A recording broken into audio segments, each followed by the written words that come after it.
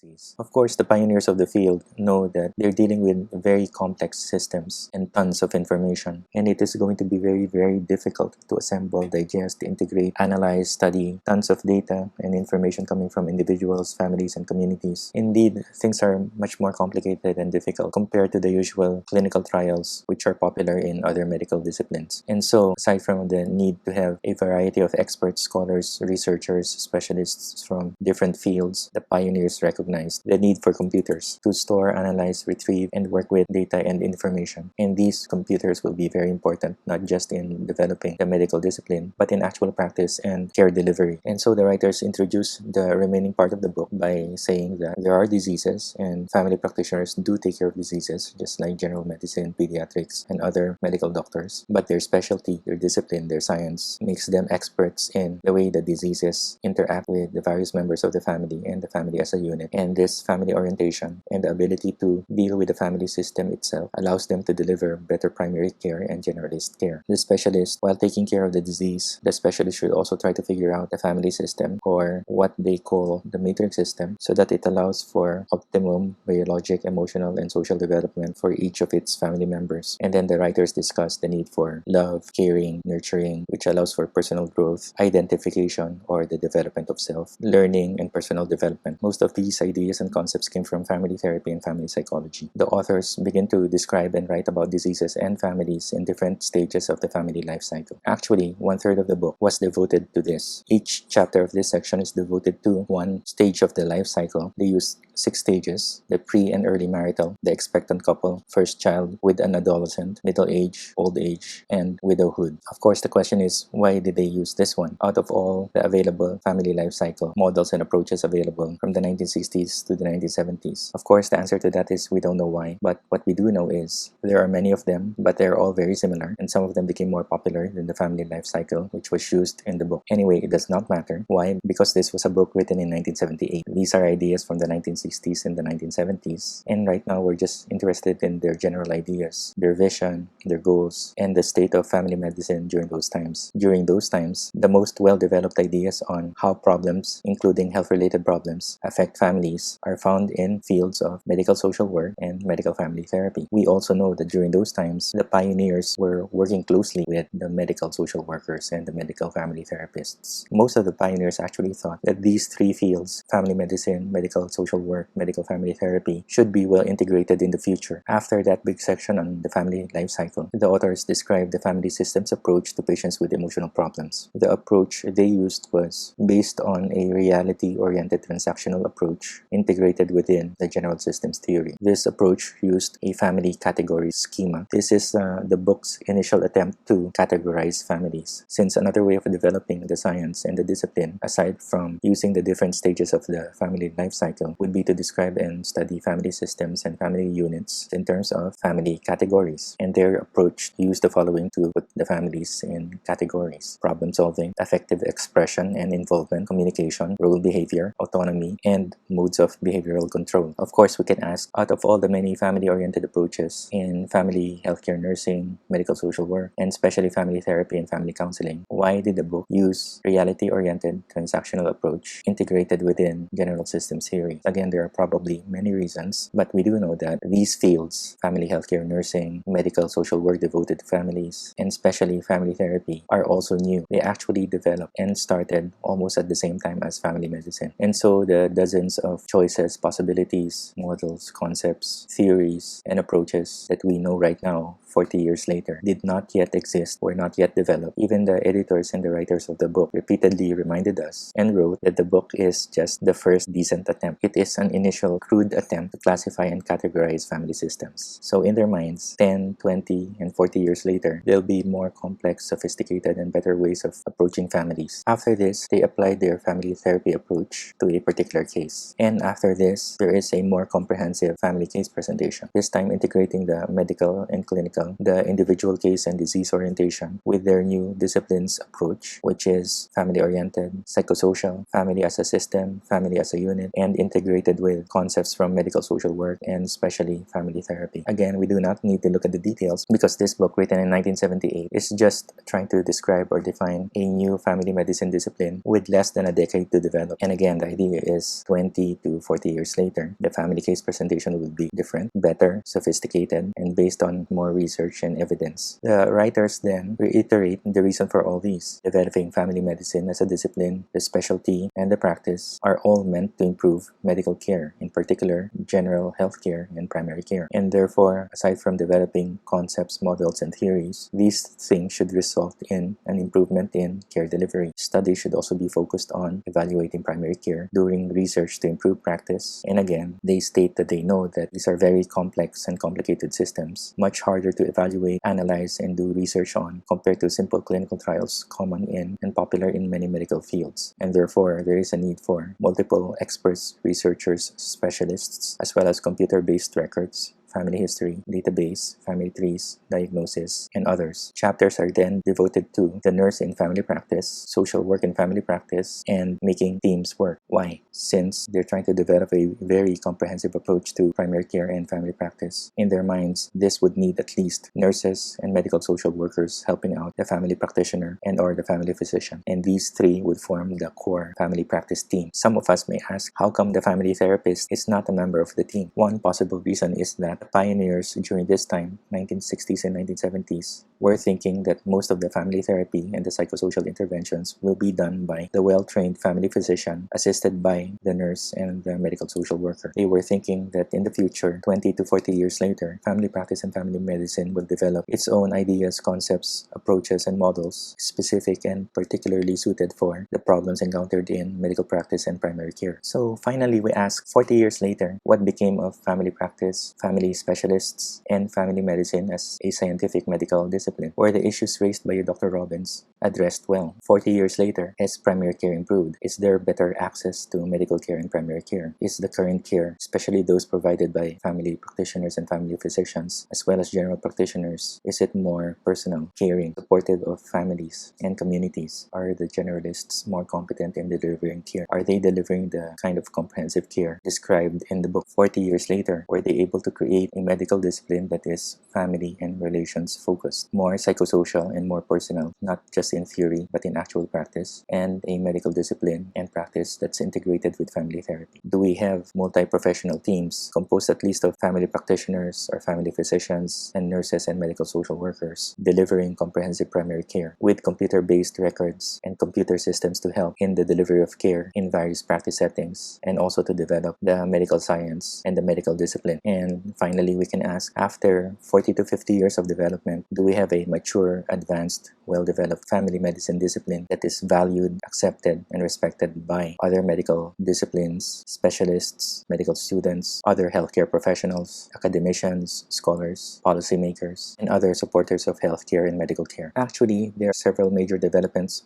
which happened after the writing of this book, especially during the 1980s and the 1990s. There's the development of managed care. A lot of family physicians began working as gatekeepers for managed care. And of course, this would have an impact on continuity of care, time allowed for each visit, allowable frequency of visits, which can easily influence the amount of counseling, rapport, comprehensiveness of the care involved. Also, during the 1980s and the 1990s, medical family therapy became a separate field, specialty, and profession. These are all interesting and intriguing, but we'll talk about that some other time.